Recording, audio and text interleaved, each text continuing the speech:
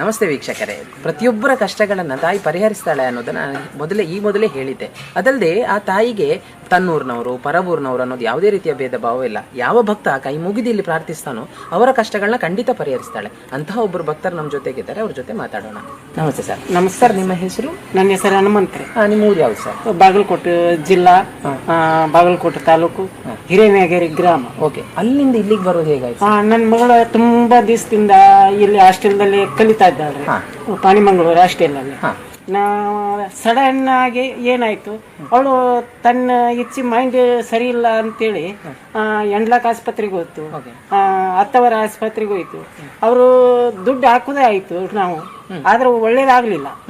ನನಗಿಲ್ಲಿ teacher ಹೇಳಿದ್ರು, ಒಳ್ಳೆಯವರಿದ್ದಾರೆ, ಇಲ್ಲಿ ಅಮ್ಮನ ಹತ್ರ ಹೋಗೋಣ, ನಿನ್ನ ಮಗಳಿಗೆ ಪರಿವಾರ ಆಗತ್ತ ಅಂತ ಹೇಳಿದ್ರು.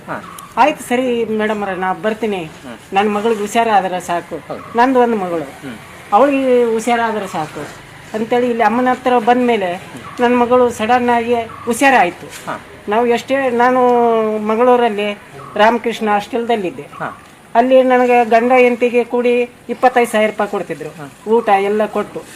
ನಾವು ಅಲ್ಲಿದ್ರು ದುಡ್ಡು ಉಳಿತಾಯ ಇದ್ದಿಲ್ಲ. ಅಮ್ಮ ಹೇಳಿದ್ಲು, ನಿಮ್ಮ ಮನೆ ಆಂಜನೇಯ ದೇವರು, ನೀವೆಲ್ಲ ಲಕ್ಷ್ಮೀ ದೇವಿ ಇದ್ದಾಳೆ, ನೀವು ಅಲ್ಲಿಗೆ ಹೋಗ್ಬೇಕು, ಅಲ್ಲಿಗೆ ಹೋಗಿ ಪರಿಹಾರ ಮಾಡ್ಕೊಂತ ನೀವು ಊರಲ್ಲಿದ್ರೆ ಒಳ್ಳೆ ರಾಜನಾಗಿ ಮೆರಿತೀಯ, ನೀನು ಸೀದಾ ನಿನ್ನ ಮಗಳಿಗೆ ಹುಷಾರಾಗತ್ತೆ, ನೀವು ಒಳ್ಳೆಯದಿಂದ ಇಬ್ಬರು ಗಂಡ ಹೆಂಡತಿ ಒಟ್ಟಿಗೆ ಇರ್ಬೋದು.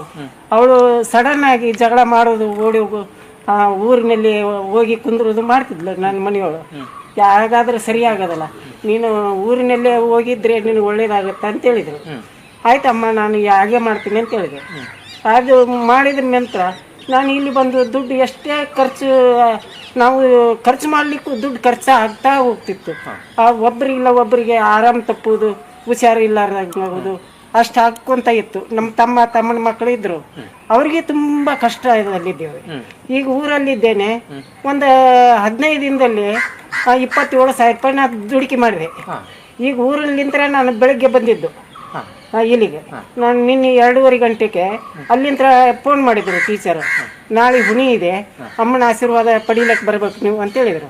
ಆಯ್ತು, ನನ್ನ ಕೆಲಸ ಏನೇ 100 ಕೆಲಸ ಇರಲಿ ಅದನ್ನೆಲ್ಲ ಬದಿಗಿಟ್ಟು ನಾನು ಅಮ್ಮನ ಹತ್ರ ಹೋಗ್ಬೇಕು, ನನ್ನ ಪರಿವಾರ ಕರ್ಕೊಂಡು ಅಂತೇಳಿ ನಮ್ಮ ಮನೆಯವ್ರ ಕರ್ಕೊಂಡು ನಾನು ಬಂದಿದ್ದೆ.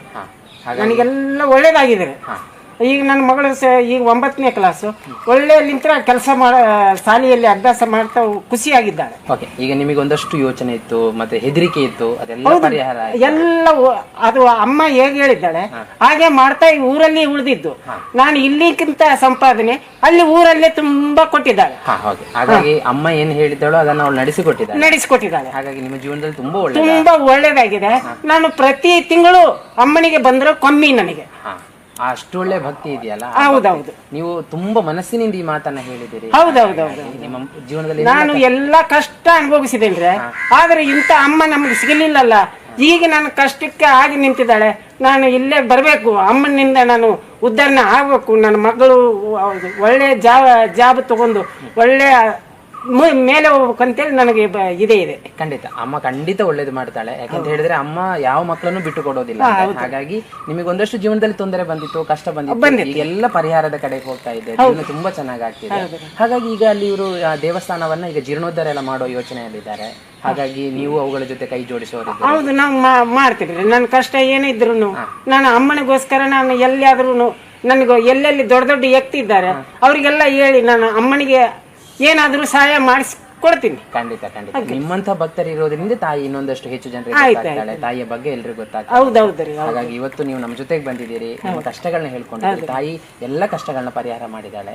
ಹಾಗಾಗಿ ನಿಮಗಿನ್ನು ಮುಂದೆ ಜೀವನದಲ್ಲಿ ಏನೆಲ್ಲ ಕಷ್ಟಗಳಿದೆ, ನಾನು ಎಲ್ಲ ತುಂಬಾ ಕಷ್ಟ ಅನುಭವಿಸಿ ನಾನು ತಾಯಿಯ ಆಶೀರ್ವಾದ ಪಡೆದು ನಾನು ಒಳ್ಳೆ ರೀತಿಲಿಂದ್ರಲ್ಲಿ ಊರಲ್ಲಿ ಇದ್ದು ನಾನು 4 ದುಡ್ಡು ಸಂಪಾದನೆ ಮಾಡಿ ನಾನು ಎಲ್ಲರ ಹತ್ರನು ನನ್ನ ಊರಿನವ್ರು ಅಂತಾರೆ, ನೀನು ಇಷ್ಟೆಲ್ಲ ನೀನು ಆಂಜನೇಯನ ಭಕ್ತ ಇದ್ದು ಇಷ್ಟೆಲ್ಲ ಒಳ್ಳೇದು ಮಾಡ್ತಿದ್ದೀಯಲ್ಲ, ನೀನು ಇರು, ನಿನಗೇನೋ ಕಷ್ಟ ಬಂದ್ರು ನಾವಿದ್ದೇವೆ, ನಿನ್ನ ಬೆನ್ನೆಲುಬಾಗಿ ನಾವು ಇದ್ದೇವೆ ಅಂತ ಊರಿನವ್ರು ನನಗೆ ಸಪೋರ್ಟ್ ಮಾಡಿದ್ರು. ಖಂಡಿತ ಹಾಗಿರೋ ಕಾರಣಕ್ಕೆ ನಿಮ್ಮ ಜೀವನದಲ್ಲಿ ಒಂದು ಒಳ್ಳೆ ಭದ್ರವತಿ ಆಗಿದೆ. ಹಾಗಾಗಿ ಇವತ್ತು ಬಂದಿದ್ದೀರಿ, ನಿಮ್ಮ ಜೀವನದಲ್ಲಿ ಏನೆಲ್ಲ ಆಗ್ಲಿಕ್ಕಿದೆ ಎಲ್ಲವನ್ನ ತಾಯಿ ನೆರವೇರಿಸ್ತಾರೆ. ಎಲ್ಲ ಹಾಗಾಗಿ ಇವತ್ತು ಈ ಕಾರ್ಯಕ್ರಮದಲ್ಲಿ ಭಾಗವಹಿಸಿದ್ದಕ್ಕೆ ಪ್ರೀತಿಯ ಧನ್ಯವಾದಗಳನ್ನು. ನಮಸ್ಕಾರ.